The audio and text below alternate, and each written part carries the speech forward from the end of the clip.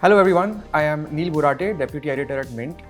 Today I'll be speaking with Gaurav Kumar, founder and CEO of Yubi, a seasoned entrepreneur for whom Yubi marks his fourth venture. We are doing this interview in partnership with Yubi, and they have given us the freedom to ask any question relating to corporate bonds or other fixed income instruments. Today is all about understanding Yubi's journey, and Gaurav, I'm eager to hear from you. So let's get right into it. Thanks, Neil, for having me. We invited questions from users on social media and we've received a number of questions. We will now be taking up these questions one by one. There's another emerging interest among retail investors actually, which is municipal bonds. A lot of cities in India have issued them, including my own, which is Pune. How do you see that market playing out? Are they a good low-risk instrument? Absolutely. I think our own view is that market will compound. If you look at, I think the first set of issuers who came into the market was largely in the late 90s, right? With, I think, the Bangalore municipality doing the first bond. But after that, you did not see that market growing, right? I think last 5-6 years between, I would say, 2017 till 2022-23. Now, I think we're already seeing over 3,000 odd crores being already issued. So two parts to it. I think one is it definitely provides a good asset class for retail investors, much more safer, much more steadier long term. But also, I think a lot of good work to my mind, which has happened in terms of expanding the market. I think if you look at today, the current minister in terms of the entire urban development infrastructure, a lot of that to my mind is being moved towards making it slightly more self-fulfilling in terms of finance, right? And that's the reason why you will see a lot of these municipalities and cooperatives themselves coming out with their own issuance. Second is also the other parts of infrastructure which has developed, right? So I think the urban ministry has already given a guideline on how to go about issuance. The disclosure and transparency today is much higher, and also the awareness among the rating agencies to largely go about and rate some of them, right? So both on the demand side and supply side now, I think things are coming together. So you will definitely see much more rapid acceleration and more issuances coming in. I think that's a great news for retail investors, apart from what they have been largely investing in, largely GSEC or some of the other corporate bonds.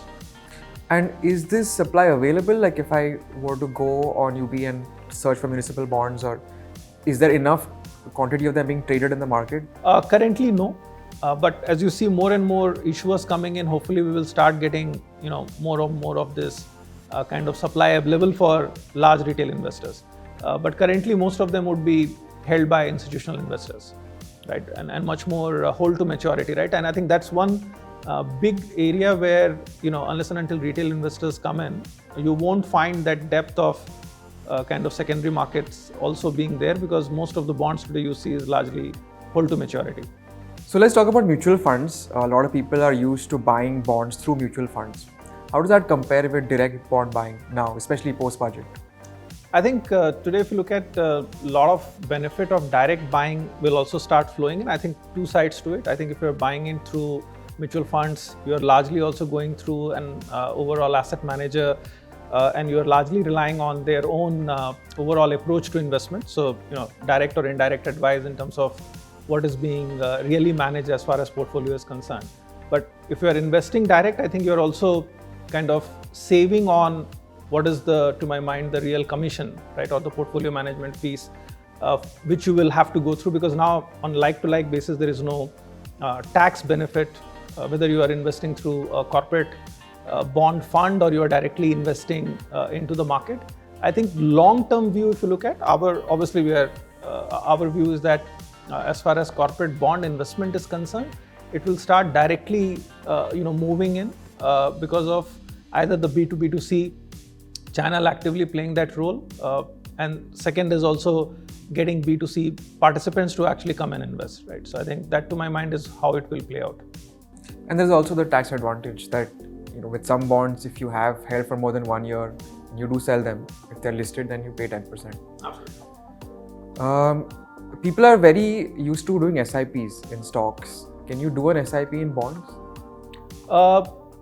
Technically, no, right? But what you can also see is, if you are largely thinking of putting in money on a regular frequency with a clear thematic, right? And I think that's where investment through either a bond basket, which is also kind of getting you that kind of diversification, or the optionality to keep investing at a certain rating category and return to that, I think from an inventory perspective is available, right? So for you to constantly keep investing every month a fixed amount, to my mind is what is the right way to go about it. But technically you can't actually construct an SIP at this stage.